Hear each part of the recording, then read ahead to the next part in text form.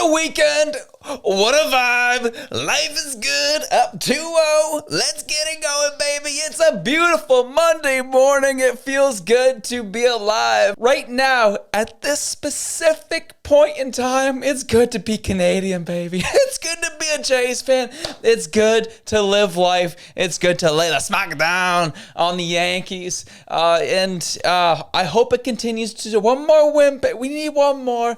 It would be amazing if they could sweep them in the Bronx. We'd love to see it. What a fantastic weekend and show all around. Oh, baby, life is good. And I had to start with the good vibes because, well, as I said, at the specific point in time is great. However, things are coming down the pipe that are just frustrating and annoying. Of course, we've been looking at Bill C8, Bill C9, as well as the resurrection from the dead, back from the dead. Bill C63 is on its way in to control narratives and control your speech and control what you think and control what you feel, baby. We're going to be talking about all of that and the fact that MP Dr. Leslie Lewis brought it up in the House of Commons on Friday and did a whole 15-minute speech talking about this, was critical, and we're going to break that down, what this means, what we're seeing across the globe, and how it's all coming around at the same time. Imagine how that works. We're going to be talking about all of it, but welcome to the Elliott Podcast. I'm your host, Josh. If you get any value from today's episode, take the time to like, share, and subscribe. It helps us to grow. It helps us to get to new audiences and helps people see that there is something different what the mainstream media has to offer. And now, before we get into our next story, I should remove the hat and remove the jersey so I don't commit any sins that people have been accusing Travis Dunraj and Ben Mulrooney of doing, of not being taken. You can't take you guys too seriously when you have a cap on. You guys are alt-right conservatives. You guys are crazy. You guys have hats on when you do news. Well, guess what? I'm keeping the hoodie on so you can do two things about it. Absolutely nothing and like it. Now, let's get into our first story, shall we? Blacklock's reports. Dr. Leslie Lewis predicts internet witch hunt with Bill C8, and she wasn't wrong. She got up in the House of Commons on Friday and did a whole spiel about this, and it was good. It was good to kind of get into the nitty-gritty of it. It was a bit of a long watch. However, she hit a whole lot of important points, and Blacklock's hits a lot of the highlights here. They say that opposition MPs on Friday pledged to block a bill granting cabinet extraordinary powers to target internet users in the name of public safety. Conservative MP Leslie Lewis said Bill C8, an act of respecting cybersecurity as it stands, would allow the government to deprive individuals of essential services without ever seeing the evidence. And that is so true. Canadians should not have to surrender their rights to remain secure, MP Lewis told this Commons in second reading debate. The bill would grant the federal government sweeping powers, she said. Section 15.1.1 states, Cabinet may prohibit telecom service provider from using all products and services provided to a specified person if it believes on reasonable grounds it is necessary to do so to secure the Canadian telecommunication system against any threat. The order may be kept secret. The order may include a provision prohibiting disclosure of its existence under Section 15.1.3. MP Lewis said the bill as written was so broad it would quash political dissent under the guise of cybersecurity. Let me give a concrete example of how Bill C8 could affect an ordinary Canadian, she said. Imagine Sarah, a citizen, frustrated with the government program she believed was mismanaged and corrupt. In her frustration, she posts online, threatening to expose government corruption. She threatens to reveal secret information she has collected about the program, and the government views her post as a threat to the telecommunication system, so quietly passes an order under Bill C8, said Lewis. Her internet provider receives the direction to shut down her internet and phone services, all without a court order or warrant. The same provider is legally forbidden from disclosing the reason why Sarah's internet is suspended. She can't access her email. She can't access her bank account, her work portal, said Lewis. Her social media accounts are frozen. She cannot contact friends. This scenario is conceivable and legal under Bill C8 as it stands, said MP Lewis. Canadians must take the bill at face value, she told the Commons. We must rely on what the text explicitly sets out in the law. And that, my friends, I agree with. There's been some debate on this one. I had some conversations with some friends about it, and they said the way that the bill is structured, the way that there's different wording about it, it kind of gives the vibe, and this is my take on it too, that it's more kind of directed, seems to be built to be directed at taking on organized crime, looking to kind of go after the big players in the space, the big players who are causing a lot of issues in our country, and making sure that they can't do those illicit activities. However, as the liberals tend to do, again, the wording is very specific, and that's what Les and Lowe's hits here, is you can talk about the vibes, you can talk about what it feels like, you can talk about whatever you want in terms of what the bill seems like it's directed at, but let's take the bill for what the words actually say, because that's what the liberals are going to be playing by. And we've seen it time and time and time again that they'll use whatever means possible to make sure that they quash dissent and those who politically oppose them. And so that's what she says here. Let's take the bill at face value, shall we? And we look at the sections that she brings up. 15.1. If the governor and council believes on reasonable ground that it is necessary to do so to secure the telecommunications system against any threat, including threat of interference, manipulation, disruption, or degradation, the governor and council may, by order and after consultation with the persons that the governor and council considers appropriate, prohibit a telecommunications service provider from using all products and services provided by a specified person in or in relation to a telecommunications network or telecommunications facilities or any part of these networks or facilities, or direct a telecommunications service provider to remove all products provided by a specified person from its telecommunications networks or telecommunications facilities or any part of those networks or facilities. The provisions of the order must in scope and substance be reasonable in relation to the gravity of the threat, including that of interference, manipulation, disruption, or degradation.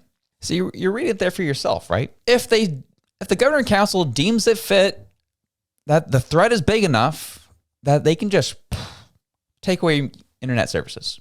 Gone. See ya. Bye-bye. To any individual or entity. It's not going after businesses. It's not going after specific groups of people and specifying that in the bill. It's just, they kind of leave it open. Because really, at the end of the day, this paired with the Bill C-9 that's coming with the hate crimes laws, and as well as them resurrecting Bill C-63 in terms of controlling what happens on social media, they're just going to nuke you if you say something naughty. If you say something that's just, the government doesn't really like that. I see that as a threat. Well, it's a classic Office meme, right? I experienced a hate crime. That's not what a hate crime is. Well, I hated it. That's exactly what this was. And that's exactly what this is going after. It's just super vague, too open-ended, and it's going after individuals as well.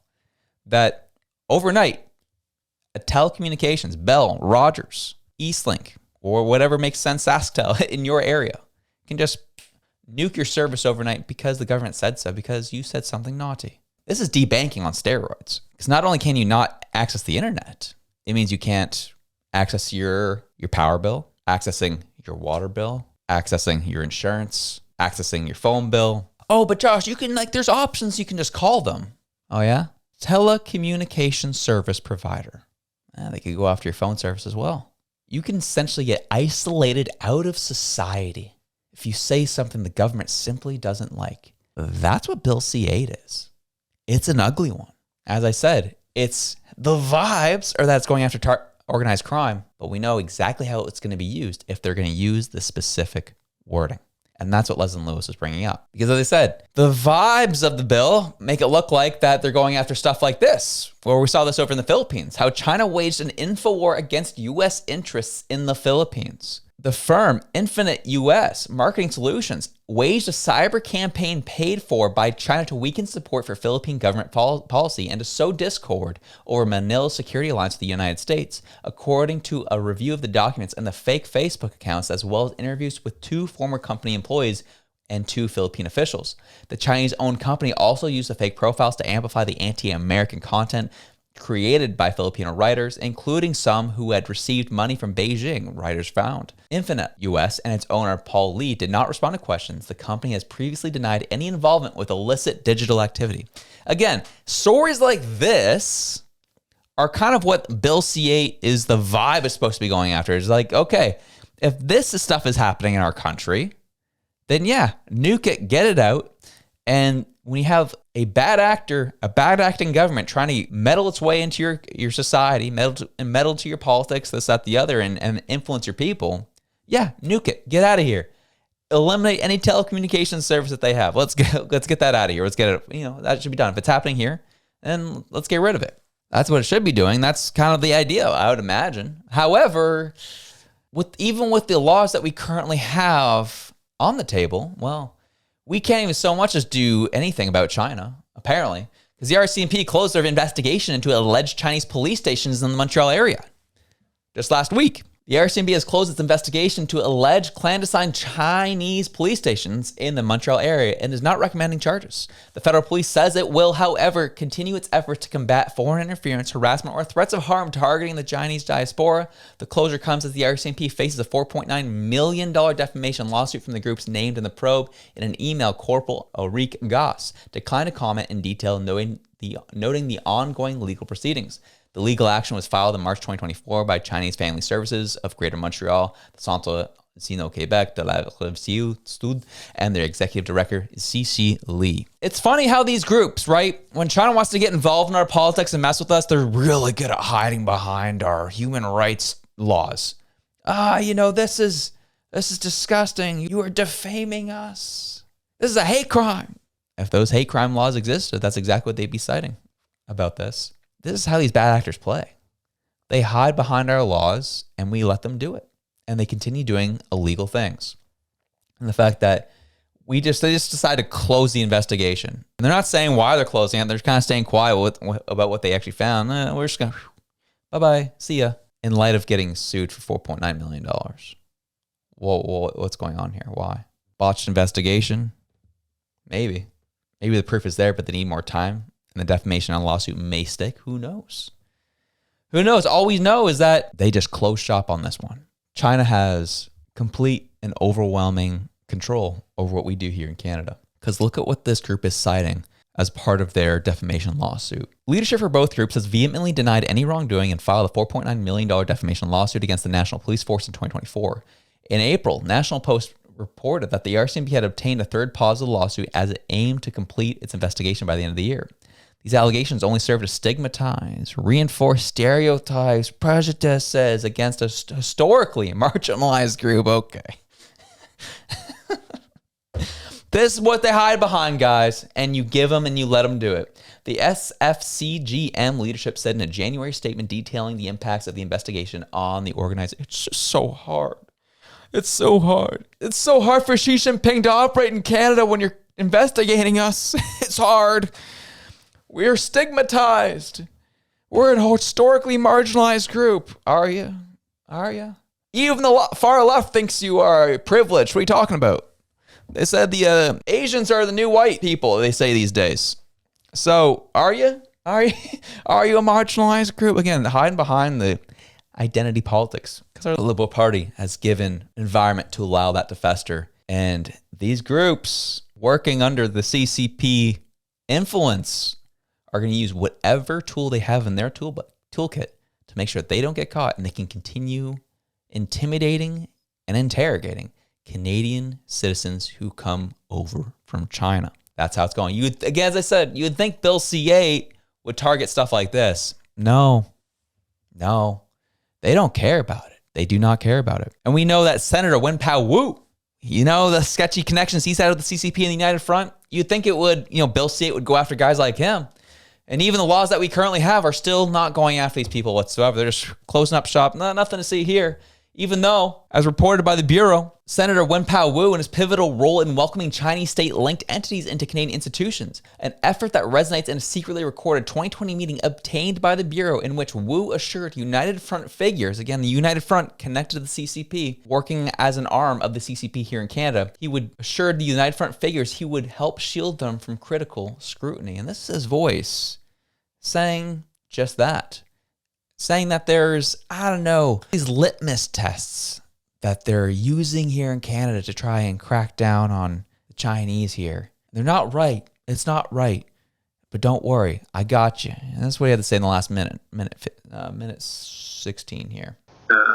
Some Chinese Canadians who were shipping some medical supplies to China during the early part of the crisis. And then in reverse, many Chinese Canadians who were helping to source medical supplies from China for Canada. It's it's very easy for people to use the fact that we are doing this as a test, as proof of whether you're a loyal Canadian or not. This is a very dangerous way of putting people in boxes. And there are many other litmus tests that we can identify. For example, your views on Hong Kong, your views on Tibet, your views on Uyghurs, your views on South China Sea, whether you belong to an organization that is officially part of the United Front. Many organizations are listed as part of a United Front list of organizations. And the fact that you are simply associated with one is often used as a litmus test. And this is not a good development that I'm seeing. And I feel like I've gone on for... You heard him right there. And as groups associating that with the United Front, it's not a good thing. I don't like the United Front's getting stigmatized, essentially is what he's saying here. So, let's keep an eye out. It's not right. We'll fight back. It's all good. This is a senator in our current system, appointed by Justin Trudeau, by the way, who literally has connections to the United Front and admitting he'll shield them from public scrutiny. And guess what? He did just that just last week about the specific story about the Chinese police stations in Montreal. Senator Wu. Honourable colleagues, I have an update for you on the situation concerning Chinese police stations in Montreal. They don't exist. Last week, the RCMP concluded its investigation into Service à la Famille Chinoise de Grand Ormiel and Centre Sino-Québec de la Rive Sud without recommending charges. For more than 2 years, CSFGM and CSQ were publicly cast under suspicion because of reckless claims by the RCMP. These claims led to funding cuts, drastic staff reductions, even the threat of foreclosure on the community facility. Man, Xi Jinping's pumped about Senator Wen-Pao Wu, isn't he? He's pumped. Yeah, you keep shielding the United Front. Let's keep working. Keep operating these clandestine initiatives. Intimidating anybody who speaks ill of China in Canada. We'll keep a close eye on them. And Wen-Pao Wu, you keep doing that, your job. You keep getting those kickbacks, buddy. You're great. The fact he had the audacity to stand up in our Canadian Senate and said, well, clearly RCMP says these things don't exist. Chinese police stations don't exist. Well, at least he acknowledges the United Front exists on that recording, didn't he? They're not recommending charges. Yeah. I wonder why. There's something deeper, more sinister going on here. But again, Bill CA, I think, would appreciate and help with things like this. That's not what it's going to be used for. It's going to be used for memes. Like what we're seeing in Mexico currently. It's not about memes or stickers. It's about having a protection and dignity in our society. We look at the actual wording of the bill. Obviously, this is it in Spanish. But what it says in translation, it says, anyone who by any digital means creates, manipulates, transforms, reproduces, or disseminates images, videos, audios, or digital representations generated with editing technologies or artificial intelligence that use without consent the image, voice, or identity of a natural person for the purpose of ridiculing, harassing, impersonating, or damaging their reputation or dignity shall be sentenced to 3 to 6 years in prison and a fine of $300 to $600. And some would read this and say, well, yeah, with the emergence of AI, this makes sense. Because, yeah, I'm not going to lie, there's definitely situations where it's like, especially with the new Sora AI that Google came out with, it's like some things you're just like, is that real? Is that fake? No. However, they don't specify that in this bill. They say, yeah, AI is tacked onto it, but literally anything that ridicules or goes after someone's reputation is now a huge offense. And this is the type of stuff that will be coming to Canada under Bill C-8, paired with Bill C-9, Sean Fraser's hate bill, and the resurrection of Bill C-63. We're seeing it in the UK. We're seeing it in Mexico. We're seeing it in other Western nations. And they're trying to do it here as well. We can't allow them to get away with it. We can't allow them to do it. Because, again, it's all dressed in, we're just trying to protect people. Really? If you're really trying to protect people, you wouldn't let SA abusers into our country. You wouldn't allow literal terrorists into our country to then hurt and maim and kill people. You wouldn't just open the floodgates for anyone and whoever to come in and assault our people. If it was all about safety. It's about specifically about control. If you can't and are not willing to go after people who are currently breaking the law, whether it be murder, stealing, assault, what have you, if you're not willing to do that with the laws that we currently have on the books, why should we give you more control? It's because it's always about control and not about our safety. But anyways, enjoy your day. Have yourselves a good one. I'm out.